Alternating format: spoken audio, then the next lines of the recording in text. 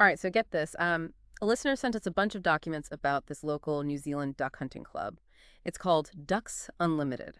And let me tell you, it is not your typical club newsletter stuff. We're talking emails, letters, even a poem.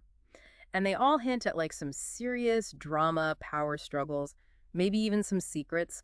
Luckily, we've got our expert here to help us connect the dots and figure out what is really going on with this Ducks Unlimited crew. It's fascinating how these ordinary documents, they can reveal so much about the group's dynamics. Hmm. It's like a window into human nature, like how even in a setting like a duck hunting club, ambition and personalities clash. Okay, so first up, we've got this letter from the club president, Dan White, and he's writing about this member, Badger, who turns out isn't a New Zealand citizen, Yeah. which is a big no-no according to the club rules. But what's really interesting is that there are two versions of the letter. Yeah, and the tone in that first draft is really something else. Dan uses this almost militaristic language, calling members comrades and talking about leading with clarity and purpose. He even throws some shade at the previous president for a careless oversight. Mm. It almost feels like he's trying to establish dominance. Oh, yeah, for sure. It's like he's laying down the law, making it clear who's in charge.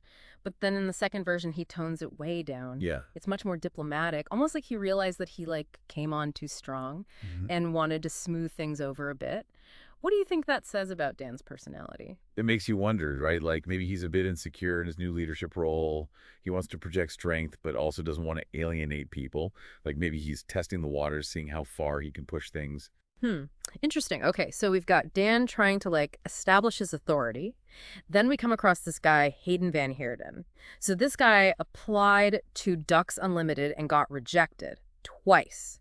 We have two identical letters from the club's secretary, Libby Blake, saying they aren't accepting new members because they're at capacity. 3 members in the Waikato region is their limit according to their charter. But here's the thing. That completely contradicts what we saw in Dan's letter about Badger. Mhm. Remember, he was practically begging for membership recommendations to fill that temporary vacancy. It's strange, right? On the one hand, they're full, but then on the other hand, they're looking for new members. Yeah, it makes you wonder if maybe it's not actually about the numbers, but about who they want in the club. Like maybe there's some sort of selection process, certain criteria you have to meet beyond just being a duck hunter. It raises a good question. Like, is there a hidden agenda? Are they trying to maintain a specific dynamic within the group?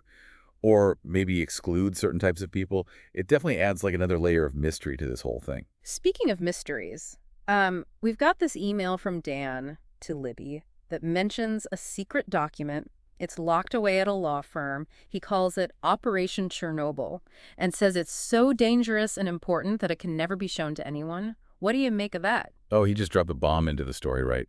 This Operation Chernobyl has to be something major, something potentially damaging if it ever got out. Like the language he uses is almost conspiratorial, which really makes me curious. Yeah, it's like something out of a spy movie. And this is right before he offers Libby the secretary position, emphasizing how she's close with another member, Nathan, and needs to be discreet. Like, what's he setting up here? I mean, this move could be interpreted in a few different ways, right? Like, is he trying to consolidate his power by bringing someone he trusts into this key position? Or is there something about this Operation Chernobyl that specifically involves Libby and Nathan? Okay, so we've got these power plays, these secret documents, and now we get this glimpse into the average duck hunter's life. We found this message from an anonymous member complaining about how tough duck shooting is. The expensive gear, finding good spots, the lack of camaraderie. It's actually kind of relatable, even for someone who's not a hunter. It really is. It reminds us that underneath all the drama and intrigue, that there are people in this club who just genuinely love duck hunting. They're dealing with the realities of the sport, and it's not always glamorous. Yeah, it adds this human element to the story, right? We're not just dealing with these power-hungry club leaders, Yeah. but with these everyday folks who share a passion for ducks. Yeah, exactly. Speaking of ducks, our next document is another letter from Dan. This time it's to Tom and Badger, and he's talking about duck vision. And let's just say he's not exactly being humble about his knowledge. Oh, this is classic Dan. He gets so sarcastic, practically Yeah. mocking them for thinking that ducks are colorblind. Then he goes on this whole tangent about duck retinas and ultraviolet light. Mm, He definitely loves to be right. he does. He really does. It definitely shows a side of Dan that's a bit condescending, maybe even a bit insecure, right? Like, he needs to prove he's the smartest guy in the room. Even when it comes to something as trivial as duck vision, makes you wonder how that kind of attitude plays out in his leadership style. Oh, yeah, good point. We get some insight into that in this next document. It's an anonymous message criticizing Dan's leadership. It's actually pretty funny. It compares him to a supreme ruler of all things quacktastic. But there's also this sense of like genuine frustration there too. Yeah, it really highlights the growing discontent among some of the members, right? Like maybe they see Dan as too controlling, too focused on his own agenda. It definitely ties back to that initial letter, the one where he's trying to assert his authority. It seems like not everyone is on board with Dan's leadership style. And then things escalate even further with this next document. It's a cease and desist letter from Dan to Ross, who apparently has been sticking his nose in committee affairs even though he's not a member. Wow. This letter shows just how far Dan is willing to go to maintain control. Like he's literally using legal threats to silence dissent and keep people in line. It definitely paints him as a pretty forceful, maybe even intimidating figure. It's like he's drawing a line in the sand saying, this is my club and you're either with me or against me. But then in the midst of all this tension, we get a complete change of pace.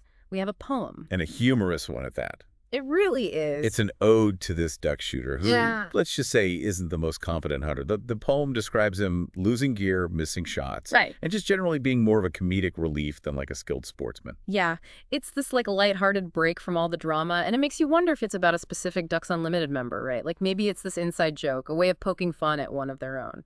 Yeah, the poem's tone definitely suggests a familiarity with the subject. Yeah. It feels like someone who knows this person well, maybe even hunts alongside them, is sharing these anecdotes just for a laugh. Okay, and to wrap up this first part of our Ducks Unlimited saga, we have this short message that is as intriguing as it is unsettling. It's from an unnamed sender to Matt, and it casually mentions knife throwing practice on Mel. Oh, wow. That's just a single line. But it raises so many questions like, who is Mel? Is this just like a lighthearted jab or something more sinister? And what does it say about the sender? Did they mention knife throwing so casually? It's the perfect cliffhanger to leave us on, right? Wondering what other surprises these Ducks Unlimited documents might hold. Stay tuned for part 2, where we'll delve even deeper into this curious world of duck hunting, power struggles, and maybe even a little danger. Welcome back to our deep dive into this curious world of Ducks Unlimited. You know, as we go through these documents, I can't help but feel like we're piecing together a puzzle, but like some of the pieces are missing. Or maybe they don't quite fit. Yeah. It's like we're getting these glimpses into their lives and their activities, but so much remains hidden. And that Operation Chernobyl, it's like this shadow hanging over everything. Exactly. What could it be? Like some sort of illegal duck hunting scheme? A secret stash of rare duck feathers? Okay, maybe not that, but it has to be something big for Dan to be so secretive about it. Right. The language he uses is really interesting. He talks about it being dangerous and important.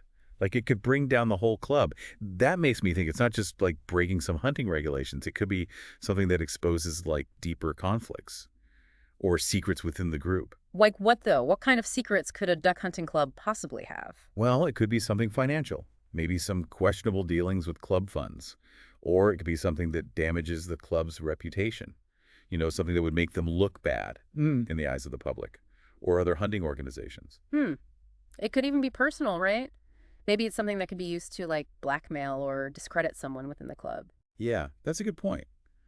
Remember, we've already seen evidence of these power struggles and personal conflicts within the group.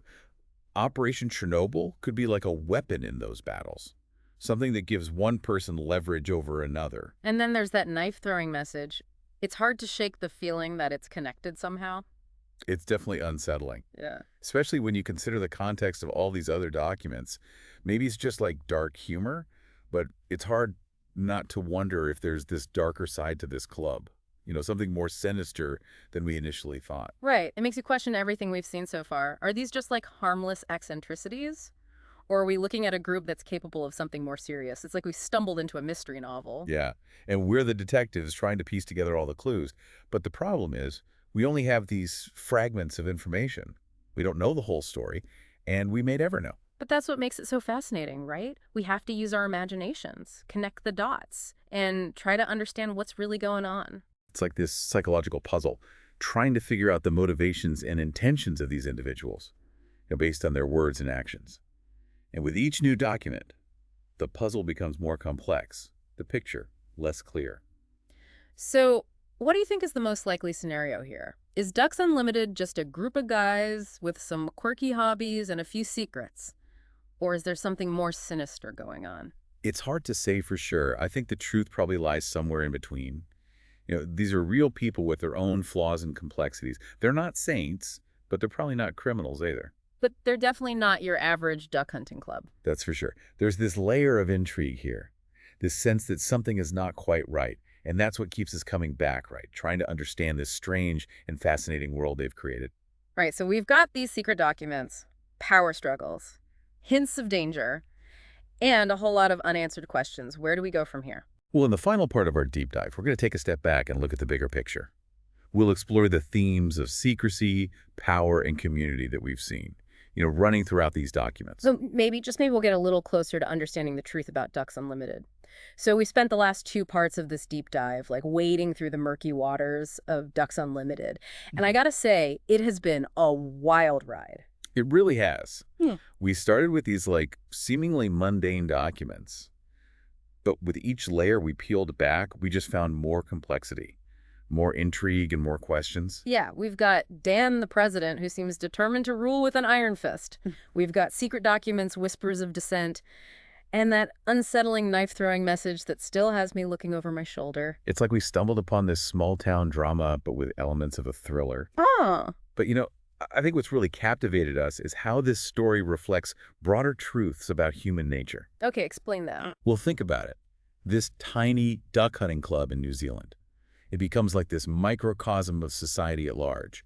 We see the same power dynamics, the same struggles for control, the same secrets and hidden agendas that play out on a much larger scale. So you're saying that even in a group as seemingly simple as a duck hunting club, things can get pretty complicated. Absolutely. And that's why this deep dive has been so fascinating. It's not just about the specific drama of Ducks Unlimited. It's about the universal themes that their story reveals. Okay, I'm starting to see what you mean, but I still keep coming back to Operation Chernobyl. What do you think is the most likely scenario? Like, will we ever find out what's in that document? It's hard to say. Maybe it'll just remain a mystery.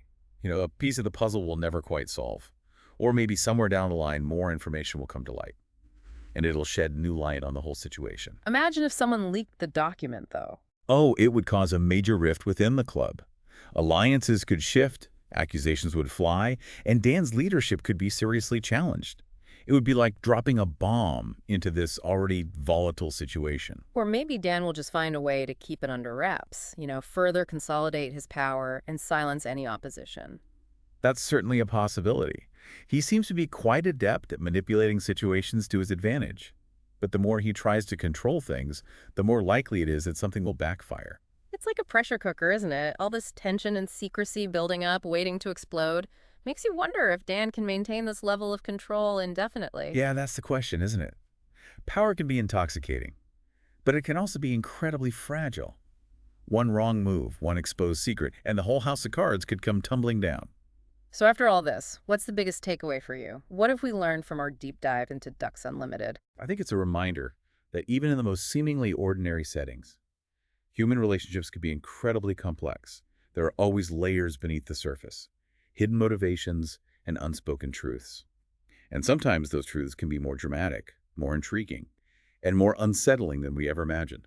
It's a reminder to never judge a book by its cover, or a duck hunting club by its name. There's always more to the story than meets the eye.